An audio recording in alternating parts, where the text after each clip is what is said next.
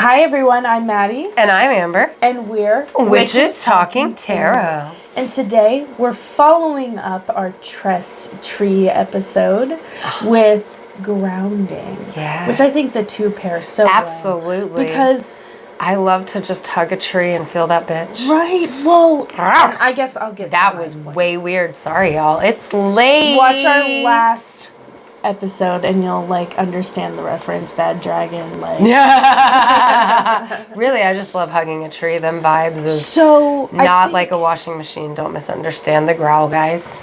So I think the best way to start this episode would be to discuss when you think grounding is necessary. Yeah. And for me, grounding is something that I like to do when my anxiety starts to take over and I kind of get within my own head, which is really what anxiety is like getting within your own head and then feeding off of your own, whatever, uncomfortable situations, anxiety. What do you think? When else, Amber?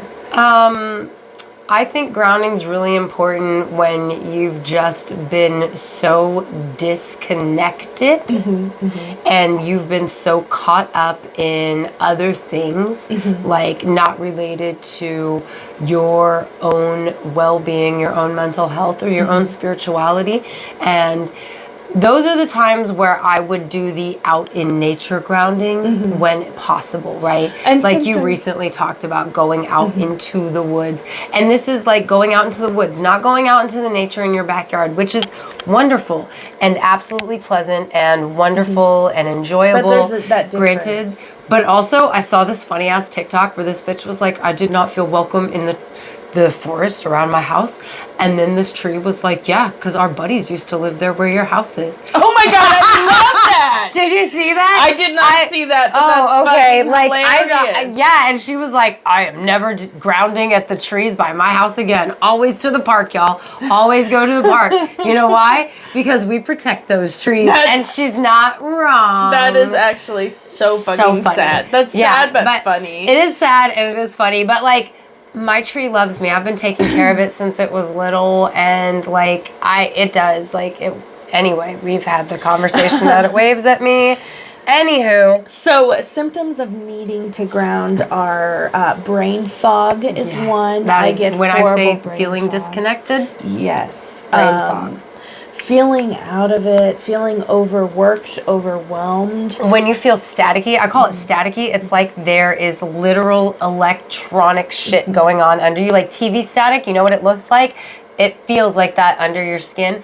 You need grounding. And you absolutely for our need spiritual listeners, grounding could come I was talking to the spiritual I'm so sorry. But normies, if you understand, that's cool too. Well, I say for our spiritual listeners in the sense where if you're surrounded by other spiritual people, there are times when we feel we're under psychic attack, and or you're just uncomfortable with someone's energy, and you need to ground then and there. Exactly. And sometimes people don't know how to control their own energy in those situations. And one of the first times that I held a public ritual, it's the heater. If you are warm enough and that noise is bothering you, no, it's okay. It's okay. Okay.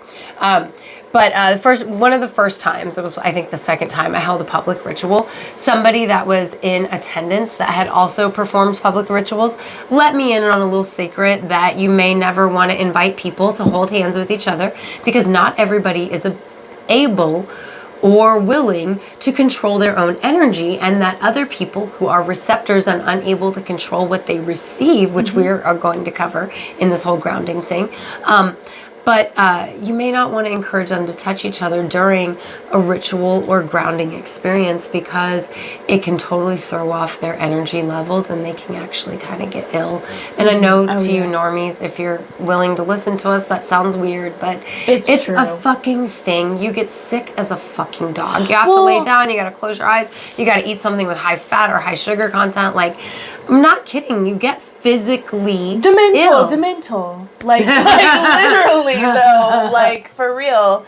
So if you're around an energy vampire, and energy vampires, we need to do a whole episode on that. Have we? We haven't done one specifically on energy vampires.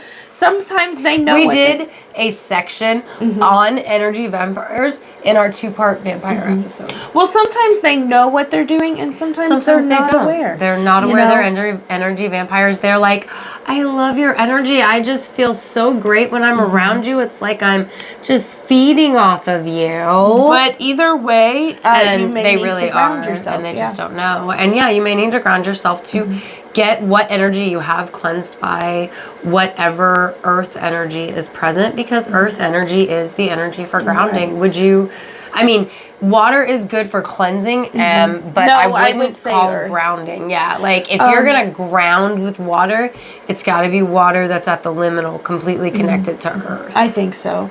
And so before we get into the really big groundings, like going out into the woods and stuff, a really simple way to ground when you're out in public and maybe you're having an anxiety attack or whatever, or you feel attacked, is to carry a stone in your pocket.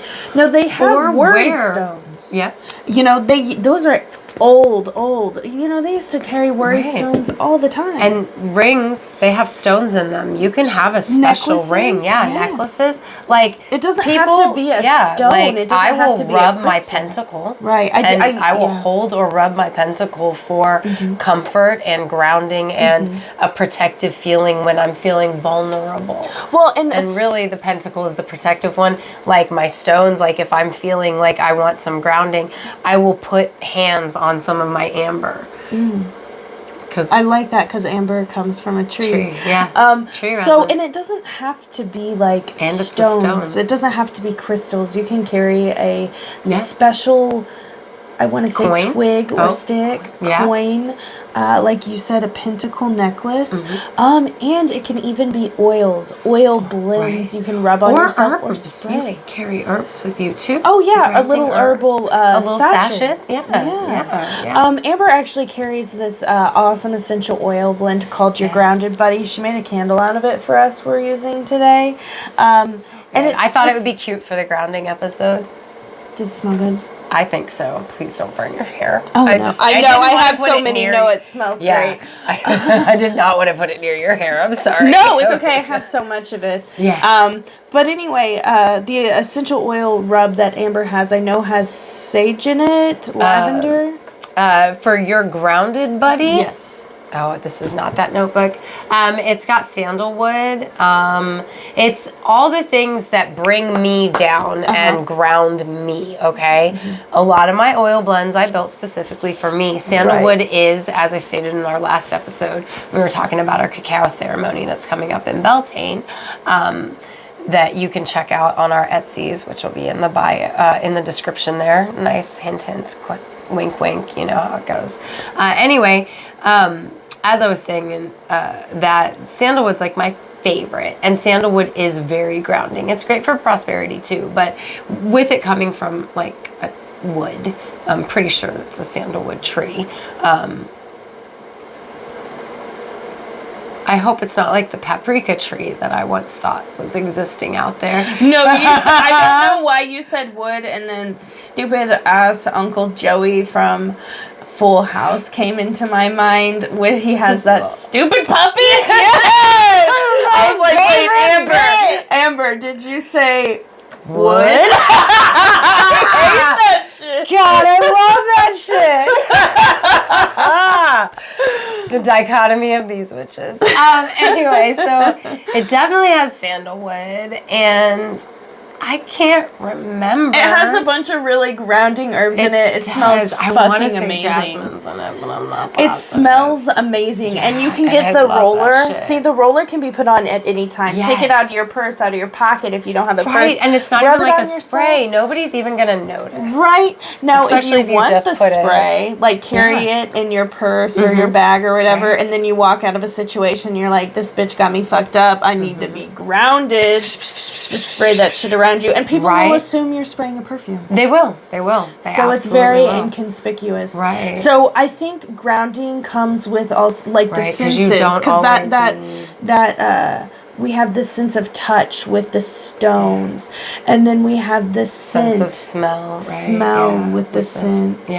And essential oils. I guess you could ground. Some people use peppermint to ground. I was gonna say you could take teas, like a specific herbal tea would be great for grounding. Right. Because you're literally drinking that earth energy in. Exactly. And it's grounding you from the inside as it travels through you. I know that in school, when we would take a test, they had taught us that, like, oh, well, you can have a peppermint.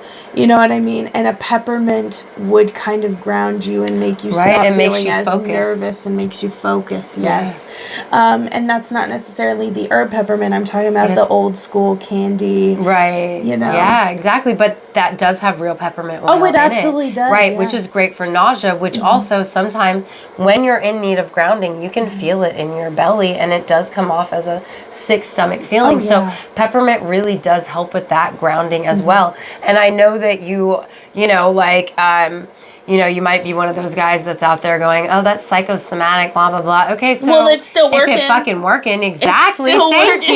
Yeah. Like, perception is reality, bitch. But seriously, it is working. Like, I'm trying to think what else you could do, like gum. I really like the idea of the tea, though, because, like, tea is very inconspicuous. It's something you can carry with you to a job interview if you're nervous and you really think that you need that grounding energy to keep you present and in the moment and not, like, ideas flitting off and, like, kind of making you look like you can't stick to a thing or something. Have a grounding herbal tea. I feel like having, like, maybe sage and mint would be something that would be nice and mellow, but at the same time a very grounding experience. What do you think? I think so. Sage and mint would be really grounding. I think I would personally have some lavender, maybe not in that blend, but in a blend, just because for me lavender is soothing, and when I need grounded, again, it has a lot to do with anxiety. And I was going to say chamomile, but I don't want it to be too relaxing. But at the same time, then you'll just be stuck out of your head. Right? Exactly. You don't want to relax yourself too much. You just want to bring yourself down and ground when your head is all out there. A dash of cayenne in there, maybe. Right. Add some honey for that sweetness and to bring you to the real world. Right. The sweetness on your tongue. Now, the big groundings, which a lot of people have to plan for, unless you're fortunate. Like, I believe Amber drives around a lot, so sometimes when she's waiting for her clients, you go to the park, right? I do yes. But not everybody's that fortunate. So if you're going to plan to do a bigger grounding or one that's not on the go, like going to the park, not just stepping out into your backyard. Right. Where you're the person taking over and kicking the trees out. Right, exactly. Like, and you can just go there, and Amber suggested because the deeper into nature you want to go, the more you do have to plan, like Maddie's saying. But please don't get lost like that little boy in that picture. Don't go try and get lost in the woods, because you will. Because that'll have the opposite of grounding, and then you'll just be flying and freaking the fuck out. Right, yeah, because like that meme that's like, I went into the woods to get lost and I found myself. I mean, that's real cute, but you might also get lost. And there are animals in the woods. There are, and they're hungry. Bears. And you ain't got claws, baby. I mean, you might have some, but like, not like the bear and the cougar. Anyway, but that's not to scare you about going grounding. We just don't want you to get lost in the woods. Yeah. One of the parks that I really like going to is George Washington Carver. It is so gorgeous, Amber. We have to go. We're gonna go. I love Wildcat Glades personally. And George Washington Carver, we were there and we saw like little fucking otters swimming in the water. It's so amazing. There's different bridges you can go through. You used to be able to walk through the stream, and then they built a bridge, but like it is just so well taken care of. And most of the park, other than the trail through the woods, is all natural, wild flowers, I've seen wild echinacea out there. Like it's beautiful. It's us. I mean, I have definitely enjoyed the stream out there on more than one occasion while waiting on a client, like Maddie mentioned. And like, you know, you can do something very simple for this planned excursion into the park. You don't have to do anything big for going grounding. Just take a nice blanket, and nothing with rubber or plastic involved, because that will inhibit the connection with the earth. Consider leaving an offering as well. Again, biodegradable, nothing plastic. Herbs are great for this. If you want to bring a jar of a couple herbs. If you've recently cut your hair, take your hair, because I have that sounds like a fae trick. That sounds. Hold on, Amber's trying to get you. Nope, Look, I'm not. She's the Fae Mafia. What have you promised them, Amber? No. I have always grown up with my mom throwing our hair outside when it gets cut, so that birds can make nests with it because they do. No, that totally makes sense. And I had this friend who she was like, whatever you take from the earth, you should give back from yourself. Mm-hmm. And I won't lie, I'll spit when I pick a flower, if I do. Oh, I get that. I give back, right? But if you have cut your hair, because I do not agree with pulling hair out to leave as an offering, because, in a way, you could try to, self-harm that shit, and, I don't like the connotations there. Mm-hmm. But if you have recently cut your hair, you could take your hair to leave as an offering, because it is a natural thing that will help the environment that you are going into. Mm-hmm. And if you think there's Fae energy, you can be you can say out loud, this is for, whatever. But I have always thrown my hair out for the birds, always. It is the best offering for the birds in the springtime. Really? They use it to build their nests, because they'll also use cigarette butts to build their nests. So if you leave your cut hair out, that's much better for them to lay their eggs on. Cut my hair out. I don't know if it's too long. There is some disgusting stuff you can find about birds that were hatched with cancerous stuff because their eggs were on nests made out of cigarette butts in cities. Mankind. Yeah, but again, and that is why I have always thrown the cut hair, and my kids' cut hair. It goes in the yard for the birds to pull and make nests out of, or the rabbits. I ain't discriminating. The mammals, the birds, whatever little creature wants to make its home out of my hair, as long as it's hair that is not attached to my head. I think leaving a stone would also not work. Peter Griffin. Leaving a stone would work. Mm-hmm. I agree with that. I think so. I do. I think that as far as an offering goes as well, a wonderful offering would be if you had some charged water. Right? Water that you didn't put a lot of salt or anything like that in. I mean, this is plain water. Plain water. Mm-hmm. That would be a great offering because pasta water is also really good. Right? Yeah. I mean, it really is. It really is. It's yeah, veggie water too. Yeah. It's good. It's literally good for the earth that you're putting it into. Mm-hmm. And just when you're grounding, you're allowing your energy to go down into the earth and be cleansed. So your offering of that water would go down into the earth as well, and that water would get cleansed by the earth, just like your energy. And there's something about that I find beautiful, which is why I wanted to mention the water. Well, and with the grounding, so the way that I do it and why I associate trees with grounding is because I like to imagine myself almost becoming a tree, the roots going deep into the earth, and the growing tall, and the whatever it's called, the branches going high into the sky, so as above, so below type energy. Those are some of the best meditations. Oh my gosh. I've ever done. And if you're doing that meditation specifically to ground, check out our episode on plant sentience. Oh yeah, because I do always, not always, but sometimes I find myself in that meditative state with the roots deep, with the other roots of the trees, and maybe get a little message from the other I like trees. that. I like that. Also, that was an amazing episode. I had so much fun. I did have fun. So you should listen if you haven't. But seriously, it's the tree's hey, who are you? What are you doing here? You know what I mean? Yeah. I won't lie. When I'm doing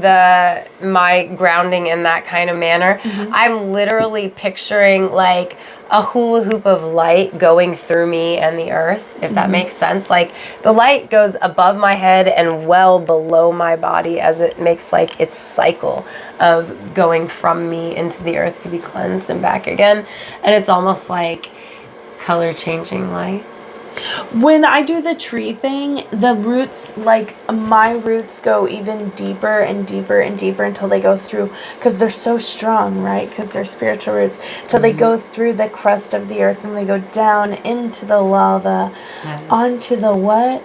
The huge amethyst. I don't know why I go to say lavender. And that is the deepest form of grounding, because you are at the core center of the earth, and it all goes back up through the roots all the way to the top.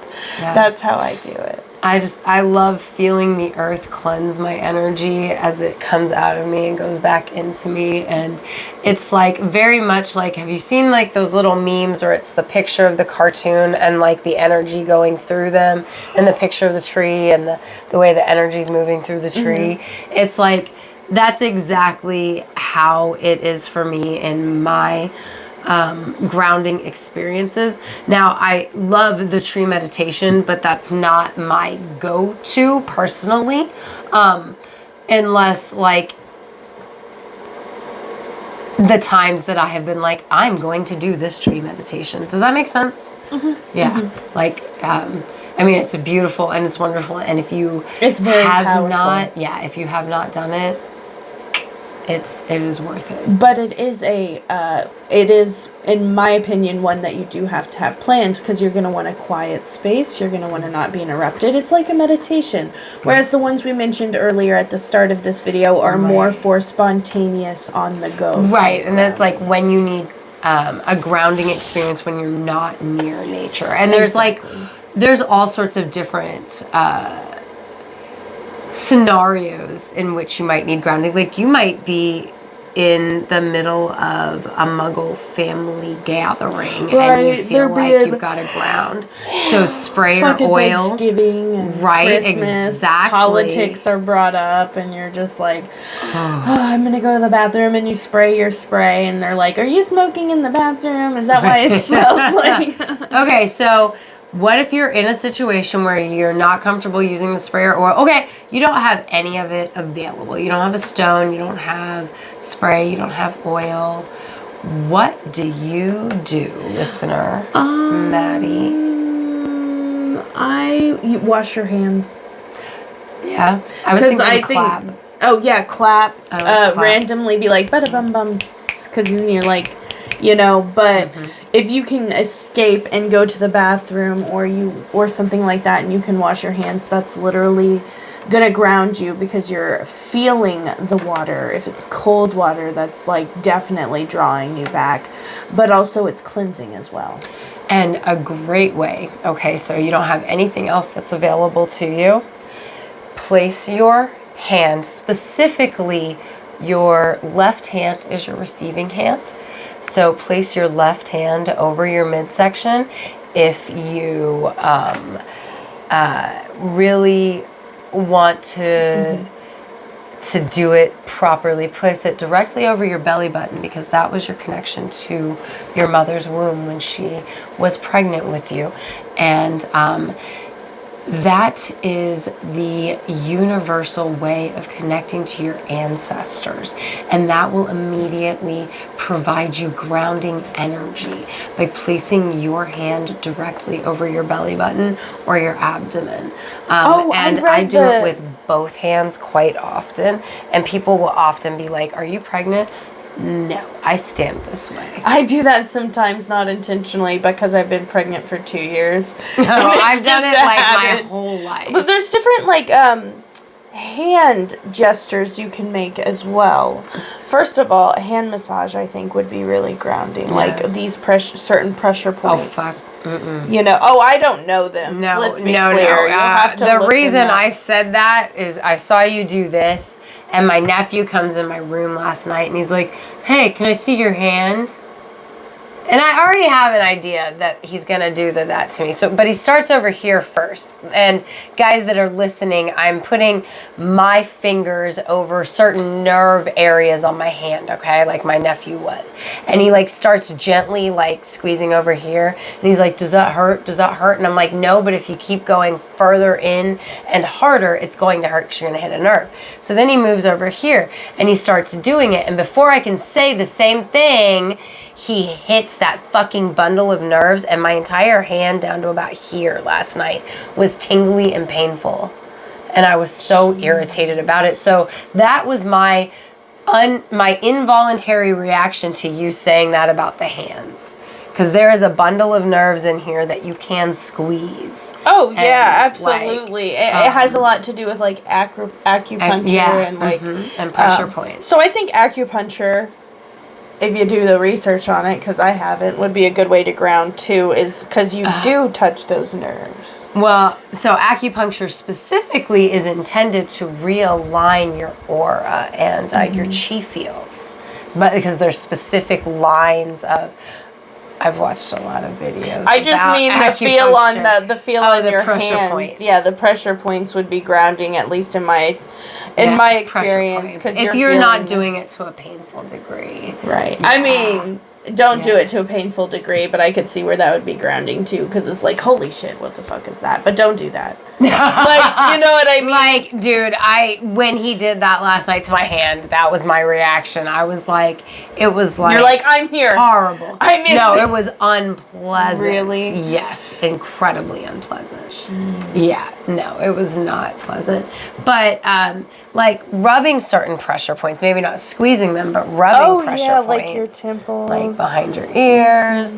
That would be really grounding, especially if you're having like a thing where you're in your head, like in an air moment. Well, for me, it's between my my temple, like my third eye. Rubbing my third eye can be really grounding in the sense that, because that is a pressure point right there. Yeah, I tap my third eye to open it, but I've never, not from a grounding perspective, because if I'm trying to ground, I'm trying to come back. Me personally, because everybody's different. Guys. It's just the nerve, like, because the way it feels is what brings it back. It's the feeling, the it's not like necessarily the spiritual connection. It's I feel this in my nerves, and my nerves are in my body, so I'm back in my body type. And I think that just comes down to a personal preference, because I'd be more likely to rub over here or, behind my ears for that same kind of sensation. And I think that's just like kind of a personal difference, which is like, again, what the great thing about this show is, like, because we're all different, and so like we try to not only identify the things that we would do, but what other people may do as well, to help you have a more rounded view of a subject that maybe you didn't think about before, such as grounding, or what you would do if you didn't have a stone or an oil or a spray or a tree available to you. Or I think, I don't know what I still think say. tea is one of the greatest. Like, a tea is such a great grounding tool. You can have it with you anywhere, and it's so inconspicuous. Oh, it totally is. But, the thing for me with tea and it being a grounding thing, and this is just me, you can totally take it anywhere, but the best way to ground with some tea is after a long day, a hot cup of fucking tea, you've been in your head all day, you've been working all day, and you're able to come home, sit down with a cup of tea, and just fucking be. That would be my favorite way to ground with tea. That's my favorite way to relax with tea, for sure. That sounds so nice. It does sound really well. To me, like, I feel like grounding and relaxing go pretty hand in hand, but that's because I use grounding as an anti-anxiety tool. Not for the most part. So I feel like that's why I guess I put the two together often. Not all the time, but often. And I wonder if people who also use grounding as a tool to help with their anxiety feel like something similar. If so, please comment and let me know. Or if you think it should be two totally different things. Well, and for me, like, when I was saying, like, tea is the inconspicuous thing, it's like, you might feel awkward, like, putting oil on out in public or spray, but you can just take a sip of your tea, and nobody knows what you're doing. If you're, like, trying to do that, like, in a public setting, like, what we talked about at the beginning of the episode, where it's like, you're in your head, you're having like a moment, you don't know what to do. Like, tea is kind of like this universal thing, and like you had mentioned, like, you could have different kinds of blends, so you wouldn't even have to use the same grounding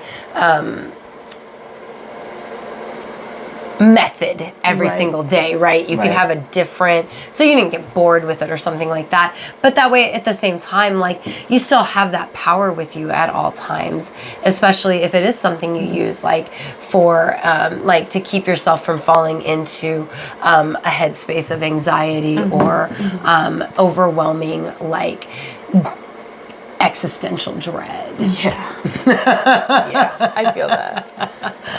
It's a thing. It is a thing. It's actually like a personal thing. That's why I went there with it. I know. That's why I'm like, yeah, that's a thing. Yeah, it's a thing.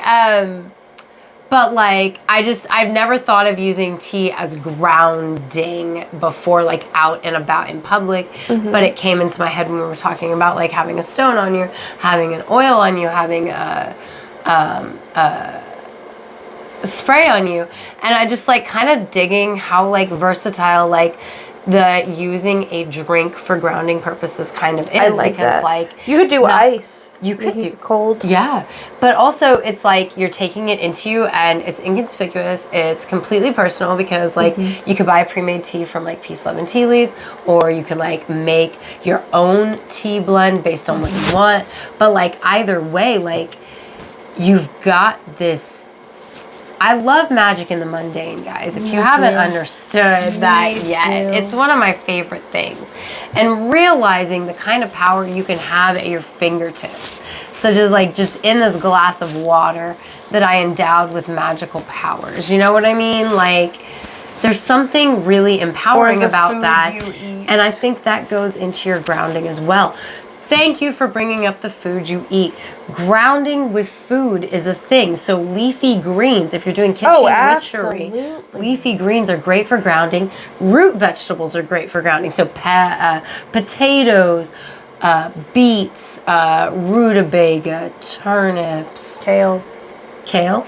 Oh, kale. Oh, spinach, sorry, that's not a root Brussels vegetable. sprouts. I'm Great so leafy green. sorry. It took me a second. I got back to the point. I knew where we were going. Yeah, I'm sorry. But like these are all like grounding foods. So like there's like Carrots. you could take carrot sticks with you to a place, and then like the chewing and the crunching of the carrot. It's that sensory thing you're talking about. It brings you to the present. It grounds you. The carrot itself grounds you from the earth energy of that root vegetable. You know what I mean? Like, how would you ground if you were out and about and you needed that moment? What would you do? I think I might eat an apple now that you know what? Apples aren't necessarily for grounding, but it's that sweetness and that crunch and that bringing me back while nourishing my body with fruits of the earth. You know what? I think I'm going to have to say that wait, is this if we didn't have any other tool? I think it's just like, it's what popped in my head when I asked them what they would do. I am a fan of the oils, I think. Yeah. Since I've gotten some of your oils, I am a huge fan of the oils. Well, I'm glad, and I'm glad that they work for you. And I won't lie, I'm with Maddie. I do the oils. Just when I asked you guys that question, that apple is what popped out of my mouth. And if you've been paying attention since about, midsummer, I've been eating an apple a day. Still, I'm not completely on, but like I eat an apple at least 4 times a week. Yeah, I do love me some apples, man. Apples are good. They are good. They're great for nutrition. And they're great for bringing your blood sugar back up. I don't know. Is there anything else? I can't think of. I don't know if there's anything else like brought up kitchen witchery, oils. Guys, are we missing anything? It's kind of late out here. It is. And we did lots. Sorry, guys. I got a chill, so I had to put on my coat. But I think we covered a lot of it, and I'm very curious on what you guys use to ground. So yeah, if you're watching us on YouTube, definitely comment and let us know what you use to ground. If you have any tips, please share with us. Yeah. Don't forget to like and subscribe. Guys, we're so close to 100 subscribers. So close. I think we're 13 or 12 away as of right now. So please help us reach our goal of 100, y'all. You can also check us out on Twitter at Classy Switches. And if you want to show us support, feel free to check out whatever oils I have available in my Etsy, and all the wonderful teas Maddie has available at Peace, Love, and Tea Leaves in her Etsy. Those will be down in the description, along with our Patreon, where you can show this show support at Witches Talking Tarot. And we're also Witches Talking Tarot Instagram and Facebook. Yes. Cover it all? Yep, I think so. Yeah. Thanks for sitting with us for a spell. Thanks, guys. Sorry, YouTube.